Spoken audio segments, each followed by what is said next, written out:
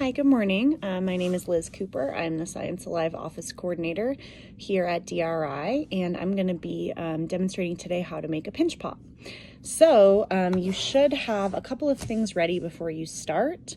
I encourage educators to just give each student a small piece of cardboard if that's something you have available. Otherwise, you should have paper towels in your green box that are provided that you can use for students to work on. Anything will work to kind of cover their desk area. Newspaper. The cardboard is nice though, because then when the students are done, they can just take their creation and move it somewhere else for it to dry overnight. I also recommend a little cup of water. You can use like a yogurt cup or whatever you have available in your classroom. And then if you have a paper clip and a sponge, these are also some good tools to have. If you don't have them, it's fine, but these are usually two things that most people can find around their classroom or their home.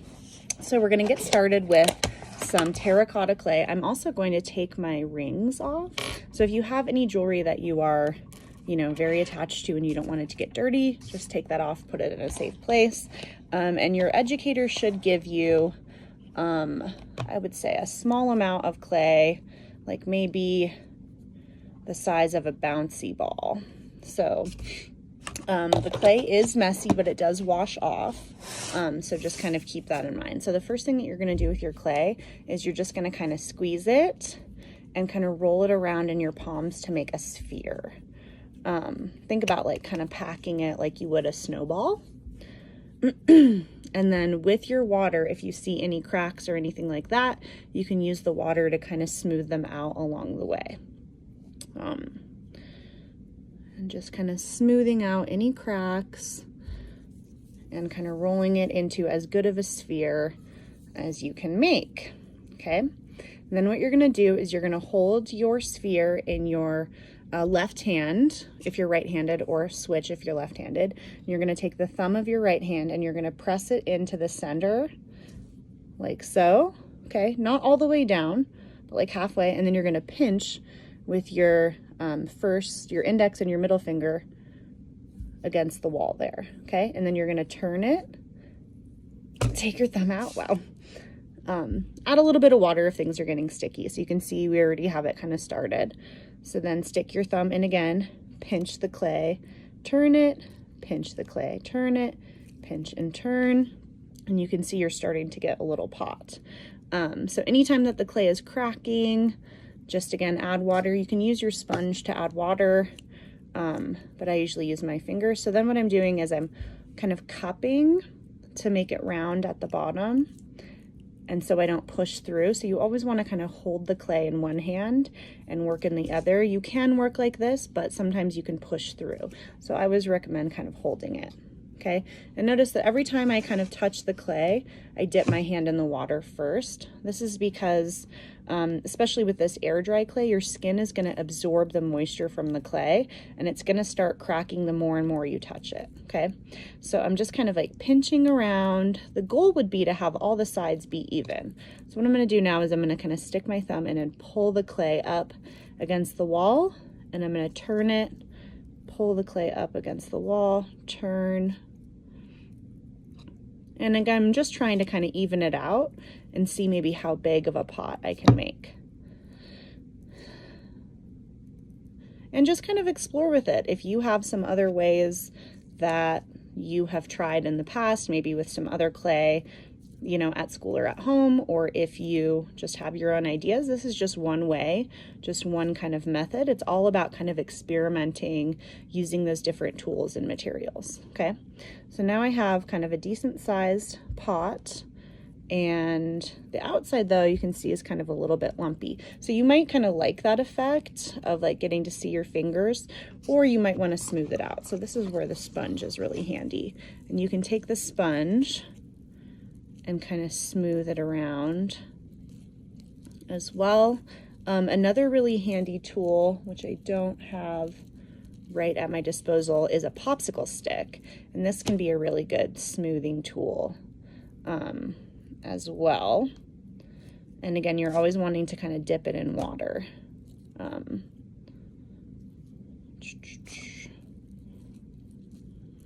And that can kind of smooth out any lines that you might have or fingerprints that you might have. And let's say, like, if it's not going well, you can just smash it and start over.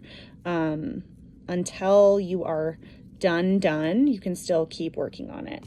And then since you do want it to be a pot that can sit flat, you can kind of tap it a couple times on your cardboard or your paper towel to kind of flatten it. And then you basically have it. There's your little pot. So the paper clip can come in really handy if you want to do any type of designs, but at a minimum, I would like for everyone to put their name somewhere on it, preferably on the bottom.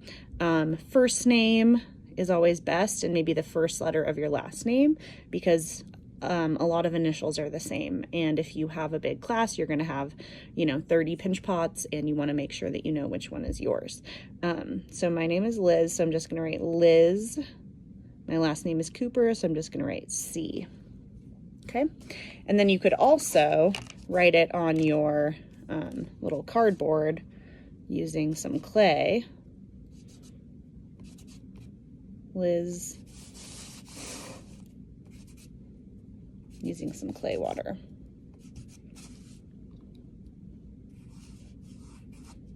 I don't know. Or you can use, like, a pencil or something. See? Liz C. And there's my little pot. So typically air dry clay will dry overnight. It might take a couple of days. So if your teacher is letting you take it home, that's great. You can just carry it very carefully like this and put it somewhere where no one's gonna harm it, or maybe there's a spot in the classroom. You can also, once the clay is dry or while it's wet, carve little designs into it with the paper clip. So think about, like, what are some designs that you like? What are some things that are, important to you? What are some things that you like aesthetically? Maybe you know what you're going to plant in there. So maybe you're going to do like another sunflower. So maybe you want to do like a little sunflower in there. But it is going to be a little bit easier to carve in your designs once the clay is a little bit dry. When it's soft like this, it's really great for sculpting, but it's not as great for getting designs, because you end up getting these little kind of like clay boogers, and it's just not as clean as maybe you would like. See how it just kind of looks like a little bit globby. So I recommend letting it dry a little bit. And again, it depends on a bunch of environmental factors, like how warm it is or things like that, how quickly it dries. But always put your name on the bottom before you let it get anywhere near drying, just so that you make sure that your creation gets to come home with you. One other thing, if you did want to work on it multiple days, you can take a paper towel, wet it in your water, kind of wring out the water. Then you can take your paper towel and you just cover your creation to kind of keep it damp so that it does not dry.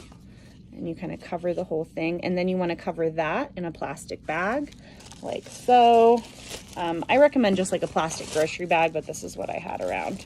And so you just want to cover the whole thing in that plastic bag so that it doesn't get any air, because that will have it dry. So let's say maybe class is ending and you still want to work on it the next day.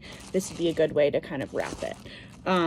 So yeah, that is your kind of explanation for pinch pots. And again, just explore. The whole point of it is to kind of have fun, get messy, and then in the end up with something really cool that you can continue your hydroponics with at home and grow your own seeds.